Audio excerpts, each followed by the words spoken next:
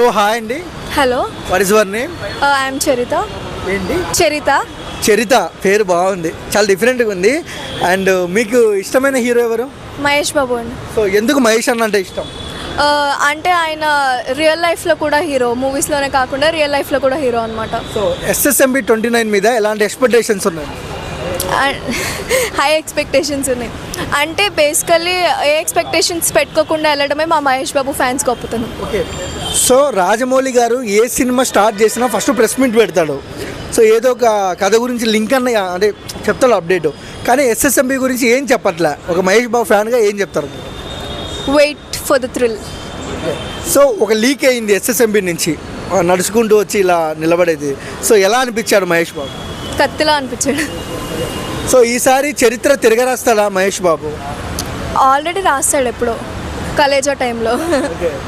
So ఎక్కడ చూసినప్పుడు మహేష్ బాబు అందానికి ఇక అది హిందీ వాళ్ళకి నిద్ర ఉండదు హీరోస్కి అంటున్నారు చాలామంది. మీరేమంటారు? నిజమే కదా, అండామేముంది, truth, facts. So Rajamouli Mahesh Babu combination so ఎలా అనిపిస్తుంది మీకు? అంతే, నో వర్డ్స్. మళ్ళీ పెట్టండి. ఎందుకంటే మహేష్ అంటే అంత ప్రేమ మీకు? అది చెప్పాను కదా, మహేష్ బాబు రియల్ లైఫ్లోనే కాదు రియల్ లైఫ్లో కూడా హీరో అని. సో చాలామంది పిల్లలకు గుండె ఆపరేషన్ చేయించారు మహేష్ బాబు గారు. సో ఒక అభిమానిగా మీకు ఎలా అనిపిస్తుంది?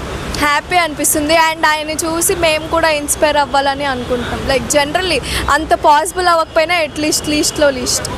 ఓకే. సో వాళ్ళ కూతురు సితార కూడా ఇంత చిన్న వయసులో యాడ్స్ చేసి పేదవాళ్ళకు హెల్ప్ చేస్తుంది. ఎలా అనిపిస్తుంది మీకు? మహేష్ బాబు జీన్స్ అలానే ఉంటుంది. ఓకే. రాబోయే రోజుల్లో సూపర్ స్టార్ సితారా అని పిలవచ్చా మనం? ఇప్పుడే పిలిచేస్తున్నారండి ఆల్మోస్ట్. అవునా? ఓవరాల్గా సితారా గురించి చెప్పమంటే ఏం చెప్తారు?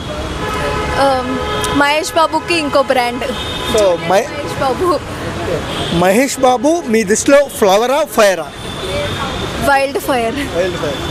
థ్యాంక్ యూ అండి.